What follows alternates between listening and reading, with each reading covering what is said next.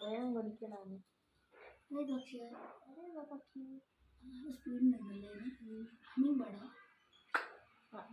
ഇവിടെ ഇല്ല